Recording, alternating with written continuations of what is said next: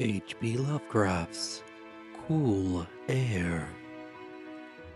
You ask me to explain why I am afraid of a draught of cool air, why I shiver more than others upon entering a cold room, and seem nauseated and repelled when the chill of evening creeps through the heat of a mild autumn day. There are those who say I respond to cold as others do to a bad odor, and I am the last to deny the impression. What I will do is to relate the most horrible circumstance I ever encountered, and leave it to you to judge whether or not this forms a suitable explanation of my peculiarity. It is a mistake to fancy that horror is associated inextricably with darkness, silence, and solitude.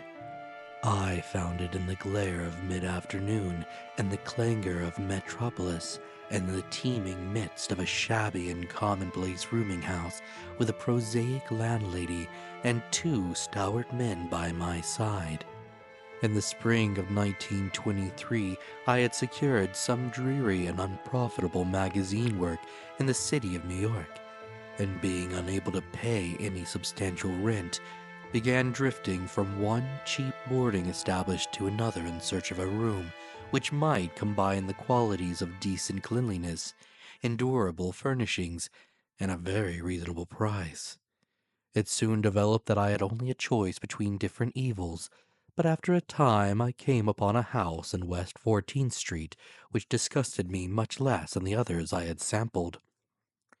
The place was a four-story mansion of brown stone, dating apparently from the late 40s, and fitted with woodwork and marble whose stained and sullied splendor argued a descent from high levels of tasteful opulence. In the rooms, large and lofty, and decorated with impossible paper and ridiculously ornate stucco cornices, there lingered a depressing mustiness and a hint of obscure cookery. But the floors were clean, the linen tolerably regular, and the hot water not too often cold or turned off, so that I came to regard it as at least a bearable place to hibernate till one might really live again. The landlady, a slatternly, almost bearded Spanish woman named Herrero, did not annoy me with gossip or with criticisms of the late burning electric light in my third-floor front hall room, and my fellow lodgers were as quiet and uncommunicative as one might desire. Being mostly Spaniards, a little above the coarsest and crudest grade, only the din of streetcars in the thoroughfare below proved a serious annoyance. I had been there about 3 weeks when the first odd incident occurred. One evening at about 8 I heard a spattering on the floor and became suddenly aware that I had been smelling the pungent odor of ammonia for some time. Looking about, I saw that the ceiling was wet and dripping, the soaking apparently proceeding from a corner on the side toward the street. Anxious to stop the matter at its source, I hastened to the basement to tell the landlady, and was assured by her that the trouble would quickly be set right. Dr. Munez, she cried as she rushed upstairs ahead of me. He have spill his chemicals. He is too sick for doctor himself, sicker and sicker all the time, but he will not have no affair for help. He is very queer in his sickness. All day he take funny smelling baths, and he cannot get excite or warm. All his own housework he do. His little room are full of bottles and machines, and he do not work as doctor. But he was great once. My father in Barcelona have hear of him, and only just now he fix an arm of the plumber that get hurt of sudden. He never go out, only on roof. And my boy, Esteban, he bring him his food and laundry and medicines and chemicals. My God, the sour amniac that man use for keep him cool. Mrs. Herrero disappeared up the staircase to the fourth floor, and I returned to my room. The ammonia ceased to drip, and as I cleaned up what had spilled and opened the window for air, I heard the landlady's heavy footsteps above me. Dr. Munoz I had never heard, save for certain sounds of some gasoline-driven mechanism, since his step was soft and gentle. I wondered for a moment what the strange affliction of this man might be, and whether his obstinate refusal of outside aid were not the result of rather baseless eccentricity. There is, I reflected tritely, an infinite deal of pathos in the state of an eminent person who has come down in the world. I might never have known Dr. Munoz had it not been for the heart attack that suddenly seized me one forenoon as I sat writing in my room. Physicians had told me of the danger of those spells, and I knew there was no time to be lost. So remembering what the landlady had said about the invalid's helping of the injured workman, I dragged myself upstairs and knocked feebly at the door above mine. My knock was answered in good English by a curious voice some distance to the right, asking my name and business, and these things being stated, there came an opening of the door next to the one I had sought.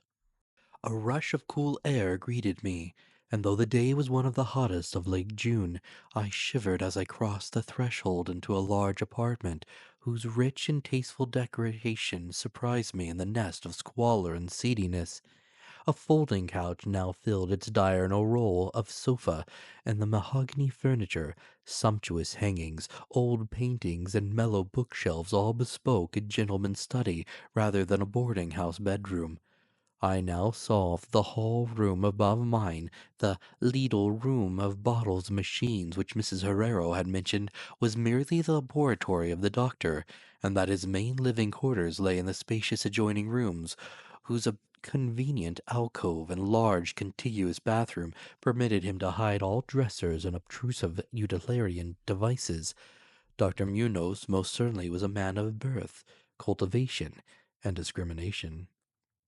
The figure before me was short but exquisitely proportioned, and clad in somewhat formal dress of perfect cut and fit. A high-bred face of masterful though not arrogant expression was adorned by a short, iron-gray full beard, and an old-fashioned pince-nez shielded the full, dark eyes and surmounted an aquiline nose which gave a Moorish touch to a physiognomy otherwise dominantly Celtiberian. Thick, well-trimmed hair that argued the punctual calls of a barber was parted gracefully above a high forehead, and the whole picture was one of striking intelligence and superior blood and breeding.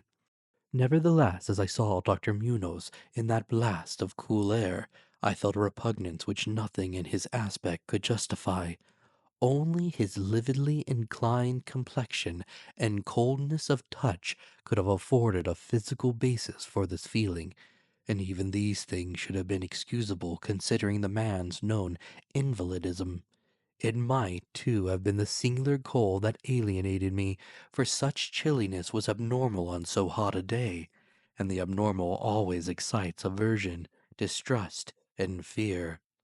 But repugnance was soon forgotten in admiration, for the strange physician's extreme skill at once became manifest despite the ice, coldness, and shakiness of his bloodless-looking hands. He clearly understood my needs at a glance, and ministered to them with a master's deftness, the while reassuring me in a finely modulated though oddly hollow and timbreless voice that he was the bitterest of sworn enemies to death, and had sunk his fortune and lost all his friends in a lifetime of bizarre experiment devoted to its bafflement and extirpation. Something of the benevolent fanatic seemed to reside in him, and he rambled on almost garrulously as he sounded my chest and mixed a suitable draught of drugs fetched from the smaller laboratory room. Evidently he found the society of a well-born man a rare novelty in his dingy environment, and was moved to unaccustomed speech as memories of better days surged over him. His voice, if queer, was at least soothing, and I could not even perceive that he breathed as the fluent sentences rolled urbanely out. He sought to distract my mind from my own seizure by speaking of his theories and experiments, and I remember his tactfully consoling me about my weak heart by insisting that will and consciousness are stronger than organic life itself, so that if a bodily frame be but originally healthy and carefully preserved, it may, through a scientific enhancement of these qualities, retain a kind of nervous animation, despite the most serious impairments, defects, or even absences in the battery of specific organs. He might, he half jestingly said, some day teach me to live, or at least to possess some kind of conscious existence without any heart at all, For his part, he was afflicted with a complication of maladies requiring a very exact regimen, which included constant cold. Any marked rise in temperature might, if prolonged, affect him fatally, and the frigidity of his habitation, some 55 or 56 degrees Fahrenheit, was maintained by an absorption system of ammonia cooling, the gasoline engine of whose pumps I had often heard in my own room below. Relieved of my seizure in a marvelously short while, I left the shivery place a disciple and devotee of the gifted recluse. After that I paid him frequent overcoated calls, listening while he told of secret researches and almost ghastly results, and trembling a bit when I examined the unconventional and astonishingly ancient volumes on his shelves. I was eventually, I may add, almost cured of my disease for all time by his skilful ministrations. It seems that he did not scorn the incantations of the medievalists, since he believed these cryptic formulae to contain rare psychological stimuli which might conceivably have singular effects on the substance of a nervous system from which organic pulsations had fled. I was touched by his account of the aged Dr. Torres of Valencia, who had shared his earlier experiments with him through the great illness of 18 years before, whence his present disorders proceeded. No sooner had the vulnerable practitioner saved his colleague than he himself succumbed to the grim enemy he had fought. Perhaps the strain had been too great, for Dr. Munez made it whisperingly clear, though not in detail, that the methods of healing had been most extraordinary, involving scenes and processes not welcomed by elderly and conservative gallants. As the weeks passed, I observed with regret that my new friend was indeed slowly but unmistakably losing ground physically, as Mrs. Herrero had suggested. The livid aspect of his countenance was intensified, his voice became more hollow and indistinct, his muscular motions were less perfectly coordinated, and his mind and will displayed less resilience and initiative. Of this sad change he seemed by no means unaware, and little by little his expression and conversation both took on a gruesome irony, which restored in me something of the subtle repulsion I had originally felt. He developed strange caprices, acquiring a fondness for exotic spices and Egyptian incense till his room smelled like the vault of a sepulchred pharaoh in the Valley of Kings. At the same time, his demands for cold air increased, and with my aid he amplified the ammonia piping of his room and modified the pumps and feed of his refrigerated machine till he could keep the temperature as low as 34 degrees, or 40 degrees, and finally even 28 degrees. The bathroom and laboratory, of course, being less chilled in order that water might not freeze and that chemical processes might not be impeded. The tenant adjoining him complained of the icy air from around the connecting door, so I helped him fit heavy hangings to obviate the difficulty. A kind of growing horror of outre and morbid cast seemed to possess him. He talked of death incessantly, but laughed hollowly when such things as burial or funeral arrangements were gently suggested. All in all, he became a disconcerting and even gruesome companion, yet in my gratitude for his healing I could not well abandon him to the strangers around him, and was careful to dust his room and attend to his needs each day, muffled in a heavy ulster which I bought especially for the purpose. I likewise did much of his shopping, and gasped in bafflement at some of the chemicals he ordered from druggists and laboratory supply houses. An increasing and unexplained atmosphere of panic seemed to rise around his apartment. The whole house, as I have said, had a musty odor, but the smell in his room was worse, and in spite of all the spices and incense and the pungent chemicals of the now incessant baths which he insisted on taking unaided, I perceived that it must be connected with his ailment, and shuddered when I reflected on what that ailment might be. Mrs. Herrero crossed herself when she looked at him, and gave him up unreservedly to me, not even letting her son Esteban continue to run errands for him. When I suggested other physicians, the sufferer would fly into as much of a rage as he seemed to dare to entertain.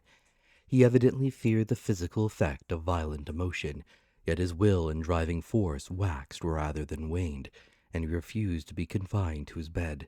The lassitude of his earlier ill days gave place to a return of his fiery purpose, so that he seemed about to hurl defiance at the death demon even as that ancient enemy seized him. The pretense of eating, always curiously like a formality with him, he virtually abandoned, and mental power alone appeared to keep him from total collapse. He acquired a habit of writing long documents of some sort, which he carefully sealed and filled with injunctions that I transmit them after his death to certain persons whom he named, for the most part lettered East Indians, but included a once celebrated French physician, now generally thought dead, and about whom the most inconceivable things had been whispered. As it happened, I burned all these papers undelivered and unopened. His aspect and voice became utterly frightful, and his presence almost unbearable. One September day, an unexpected glimpse of him induced an epileptic fit in a man who had come to repair his electric desk lamp, a fit for which he prescribed effectively whilst keeping himself well out of sight. That man, oddly enough, had been through the terrors of the Great War without having incurred any fright so thorough. Then, in the middle of October, the horror of horrors came with stupefying suddenness. One night, about 11, the pump of the refrigerating machine broke down, so that within 3 hours the process of ammonia cooling became impossible. Dr. Munoz summoned me by thumping on the floor, and I worked desperately to repair the injury, while my host cursed in a tone whose lifeless, rattling hollowness surpassed description. My amateur efforts, however, proved of no use, and when I had brought in a mechanic from a neighboring all-night garage, we learned that nothing could be done till morning, when a new piston would have to be obtained. The moribund hermit's rage and fear, swelling to grotesque proportions, seemed likely to shatter what remained of his failing physique, and once a spasm caused him to clap his hands to his eyes and rush into the bathroom. He groped his way out with face tightly bandaged, and I never saw his eyes again. The frigidity of the apartment was now sensibly diminished, and about 5 a.m. the doctor retired to the bathroom, commanded me to keep him supplied with all the ice I could obtain at all-night drug stores and cafeterias. As I would return from my sometimes discouraging trips and lay my spoils before the closed bathroom door, I could hear a restless splashing within and a thick voice croaking out the order for more, more. At length the warm day broke, and the shops opened one by one. I asked Esteban either to help with the ice fetching whilst I obtained the pump piston, or to order the piston while I continued with the ice, but instructed by his mother, he absolutely refused. Finally, I hired a seedy-looking loafer whom I encountered on the corner of 8th Avenue to keep the patients supplied with ice from a little shop where I introduced him, and applied myself diligently to the task of finding a pump piston and engaging workmen competent to install it.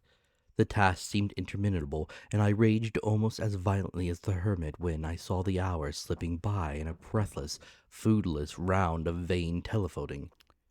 In a hectic quest from place to place, hither and thither in a subway and surface car, about noon I encountered a suitable supply house far downtown, and approximately 1:30 p.m. arrived at my boarding place with the necessary paraphernalia and 2 sturdy and intelligent mechanics. I had done all I could, and I hoped I was in time. Black terror, however, had preceded me. The house was in utter turmoil, and above the chatter of awed voices, I heard a man praying in a deep basso.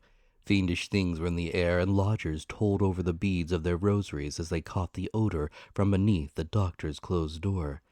The lounger I had hired, it seemed, had fled screaming and mad-eyed not long after his second delivery of ice, perhaps as a result of excessive curiosity. He could not, of course, have locked the door behind him, yet it was now fastened, presumably from the inside. There is no sound within save a nameless sort of slow, thick dripping. Briefly consulting with Mrs. Herrero and the workmen, despite a fear that gnawed my inmost soul, I advised the breaking down of the door, but the landlady found a way to turn the key from the outside with some wire device. We had previously opened the doors of all the other rooms on that hall, and flung all the windows to the very top. Now, noses protected by handkerchiefs, we trembling invaded the accursed south room, which blazed with the warm sun of early afternoon. A kind of dark, slimy trail led from the open bathroom door to the hall door, and thence to the desk, where a terrible little pool had accumulated. Something was sprawled there in pencil in an awful, blind hand on a piece of paper, hideously smeared as though by the very claws that traced the hurried last words. Then the trail led to the couch, and ended unutterably. What was or had been on the couch I cannot and dare not say here, but this is what I shiveringly puzzled out on the stickily smeared paper before I drew a match and burnt it to a crisp. What I puzzled out in terror as the landlady and the two mechanics rushed frantically from that hellish place to babble their incoherent stories at the nearest police station. The nauseous words seemed well nigh incredible in that yellow sunlight, with the clatter of cars and motor trucks ascending clamorously from crowded 14th Street. Yet I confess that I believed them then. Whether I believe them now, I honestly do not know. There are things about which it is better not to speculate, and all that I can say is that I hate the smell of ammonia and grow faint at a draught of unusually cool air. "The end," ran the noisome scrawl, "is here. No more ice." The man looked and ran away. Warmer every minute, and the tissues can't last. I fancy you know what I said about the will and the nerves and the preserved body after the organs cease to work. It was good theory, but couldn't keep up indefinitely. There is a gradual deterioration I had not foreseen. Dr. Torres knew, but the shock killed him. He couldn't stand what he had to do. He had to get me in a strange dark place when he minded my letter and nursed me back, and the organs never would work again. It had to be done my way. Artificial preservation. For you see, I died that time 18 years ago.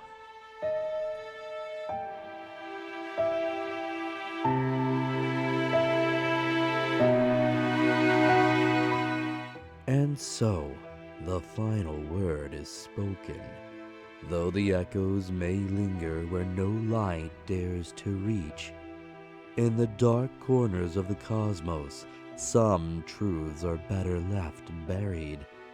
But if you've listened this far, perhaps you've already heard them calling.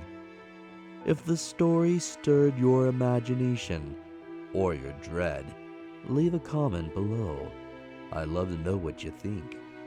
And if you wish to venture further into the abyss, don't forget to like, subscribe, and ring the bell. The unknown is waiting.